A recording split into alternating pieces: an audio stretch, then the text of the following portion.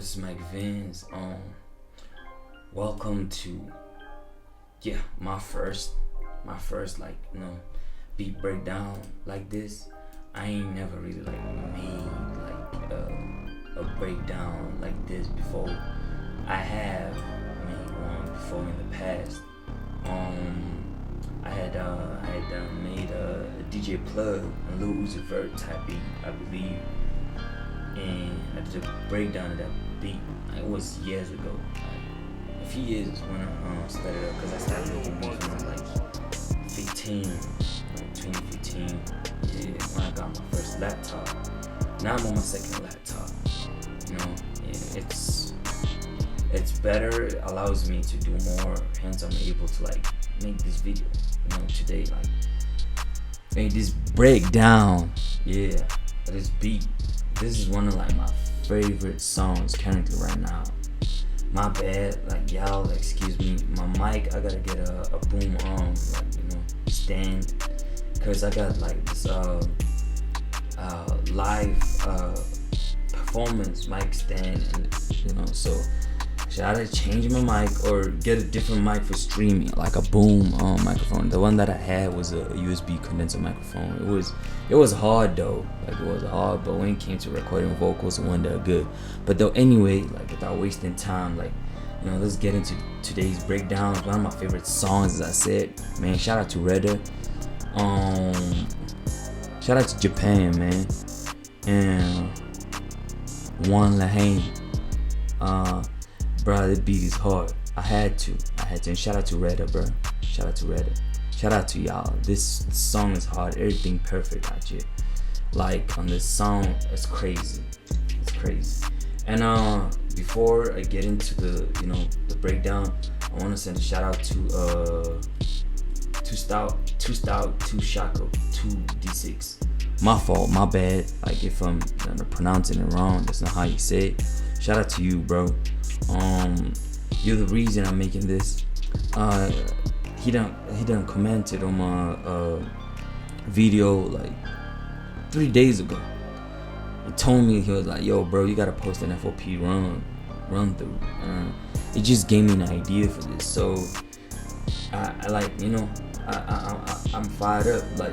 It just inspired the idea now, the breakdown. So let's just get into it there. So these mainly from what I heard is two sounds. The melody, it got this pad going on, but because of my CPU, it's gonna be choking.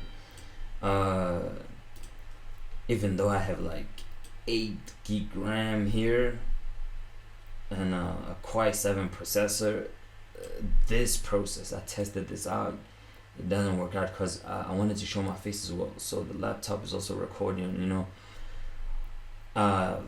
using the webcam. So it's just, it's gonna be crazy. So what I did, or what I'm gonna do a little compromise. Y'all bear with me, y'all.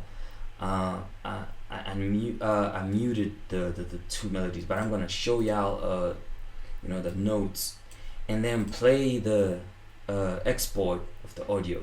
So this is the first sound. I used Dune, Dream World. It's a pad. Yeah, it's a pad. And this is how it sounds like. So I'm gonna play the audio that I bounced out. Alright. So these are the notes.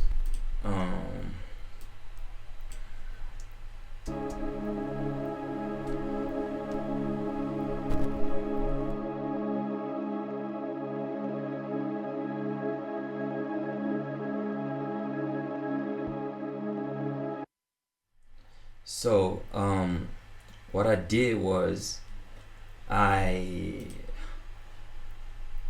picked that pad and then I did some EQ on it. So I'm gonna show y'all the mixing and everything,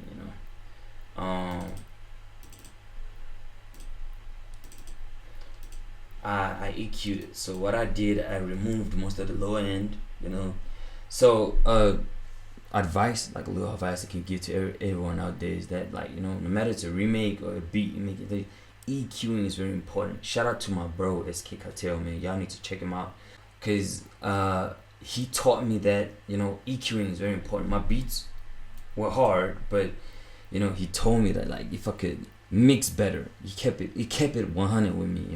Shout out to him, and that's why I appreciate him so much. He told me to EQ. So you might feel like stacking up like instances of EQ like 3 times is wrong. It's like there's too many opinions out there when it comes to music, but to get clean, good sound starts here. Before you can add in like your effects, reverb, delay, it starts here. Like if your EQing is not alright, everything's gonna sound out of place. So what I do with my EQing is like I create pockets, for every sound to excel, in their respective frequency range. So I removed, I used the 40 hertz cut there, and then the default EQ, remove some frequencies, any frequencies that you feel like are bothering you. Yes, you might not like get a hang of this when you're just starting up year 1, 2, 3, even 4. Sometimes it depends like on your learning curve. So the second sound, I also bounced it out, and I'm doing that for CPU purposes. So it's a sound out of Dune as well. Dune is a dope VST. So what I did was I added gross beat on this. So let me play it.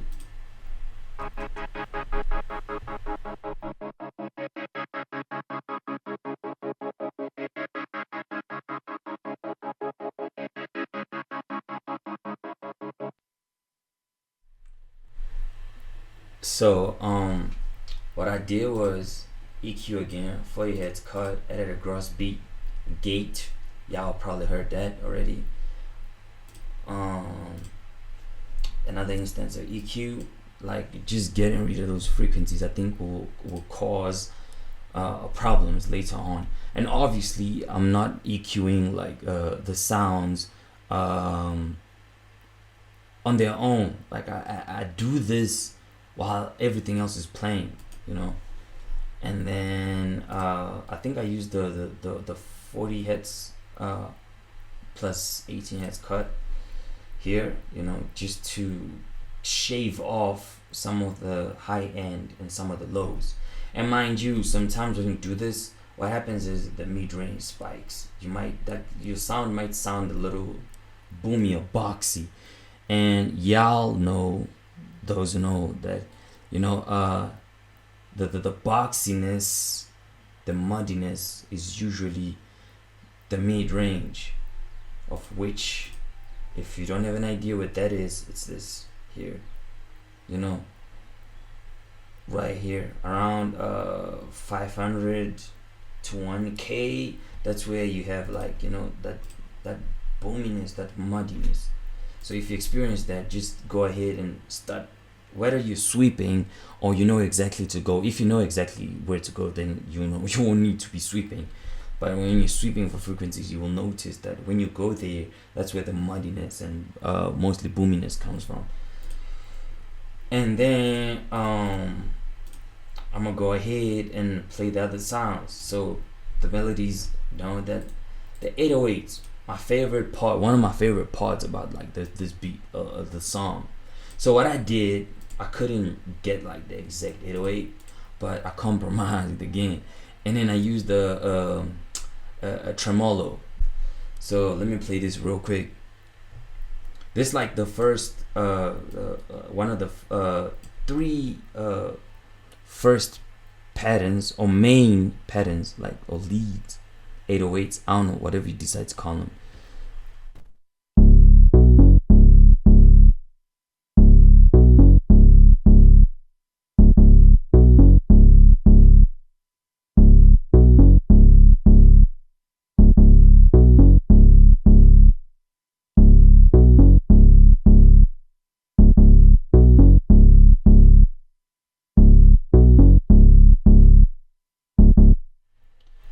And I used sound goodizer. Those that don't know what a sound goodizer like really does, it like brings out like the richness of a sound. It's like if a sound was like maybe like sounding as if it's in the background or it's like not hitting hard, you can slap this, you know, on your mixer on the sound of the channel, and then it's gonna bring it all the way up. You know, as you heard how this tremolo sounds or 808. Let's go into the next 808.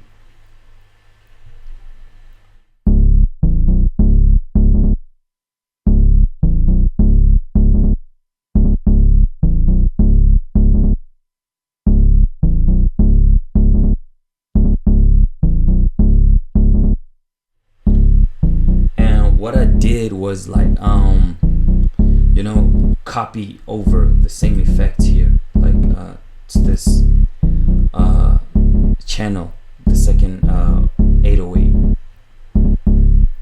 And another thing I did, or what I noticed from listening carefully to the song, what was done is it's so hard, y'all. It's like the 808s are communicating with each other. So when these ones play, it's gonna make sense when I play the whole beat. Like when these ones play, there's a stereo separation, you know. So what I did, a stereo separation is like just the stereo image of a sound. So for these lead 808s, I opened it up. You feel me? Like to be as wide as possible. It said 100%. You know, I took the risk. I was like, you know what? I'm gonna slap it to 100%, and it was hard, you know, and close to the what I could hear from the original, even though I didn't use the exact 808. And I did that. And then the second, what I'm gonna call the backup 808s, I pushed the stereo image, like, you know, to be close, like to be closed. What I did was just move it to the right. So when you move to the right, this knob, what it does is the stereo separation of the image of the sound is going to be tighter. It's gonna sound more like it's moving to a mono sound, but not really mono, if I'm making sense. This is gonna sound more stereo like. It's like you're pushing the sound, like the left and right, far much apart as it compared to this. So let's just, with that being said, let's go to the next pattern.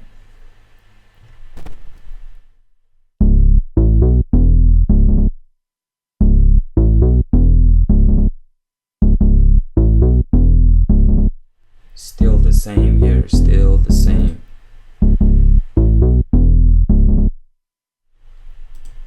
So now the backup 808s. And what I did with these ones is I EQ'd and removed most of the lows. You know, after doing the playing around with the stereo images of these, what I did was you know, create pockets. And another thing I did, this works with let's say you have a brass playing an 808 and a brass in one beat, and you want the other to stop when the other one's playing. So this is what you can do. You select either one, doesn't matter, and then select the number. You see, like here, 13 cut by 13. You copy those values, paste them over. See, same thing I did. So when the other sound starts playing, the other one will stop. When this one stops, it depends on how you'll be placing your beat. Let's say I have an 808 hitting, and then on the bridge I want the brass to be playing. For the brass to not clash, because you know these are sounds of the same frequency. When the 808 stops, when the brass comes in, that is going to be detected, and what happens is whatever the bleeding from the 808 or what other sound that's in the same frequency as the other one that you want to play will cut immediately while the other one is playing, you know. So that's what I did here to make it sound, you know, tidy. And I removed, as I was saying, I removed the lows. I'm gonna go ahead and show y'all everything. I used 40 Hz card here, and the sound good eyes again, but on this one I didn't turn the sound good eyes that are hard. So let me play this for y'all.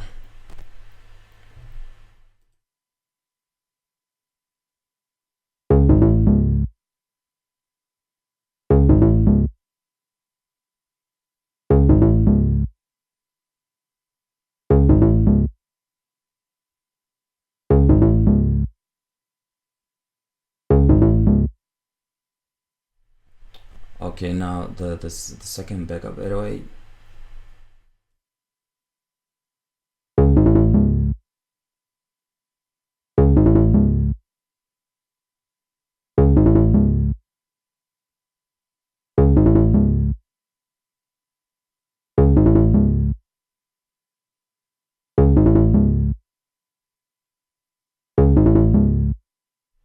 And what I did again, it just copied over the same as the same effect as the first lead backup 808. My bad. And then claps.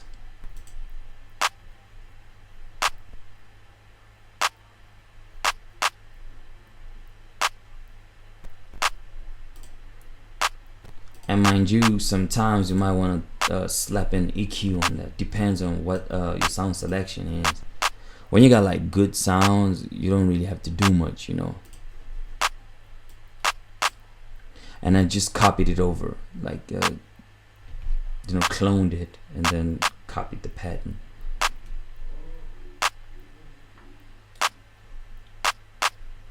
Alright. Snare.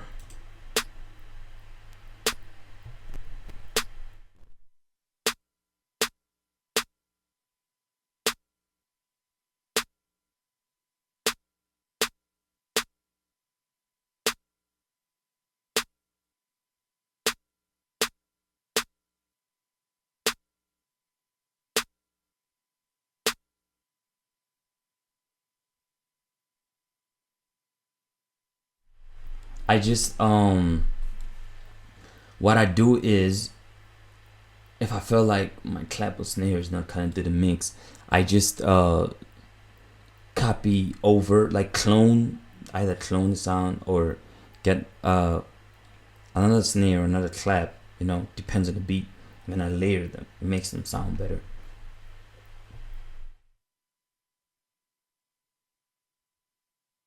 And then now the hi-hat, the first hi-hat, there's two patterns here.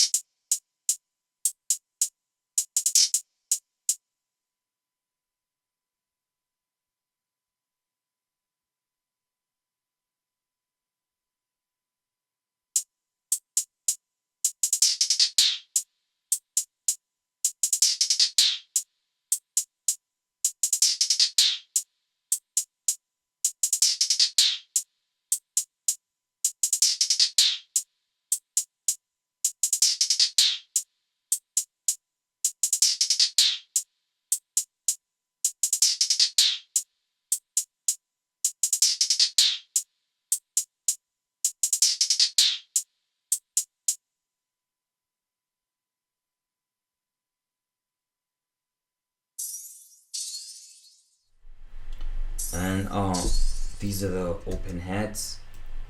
I got them out of a Super Trap drum kit.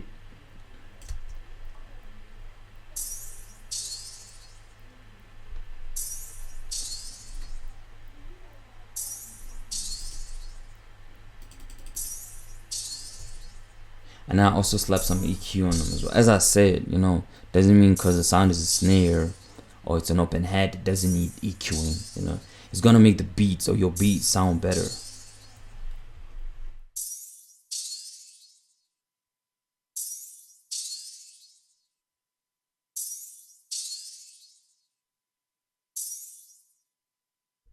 And now to the last sound, second open hat.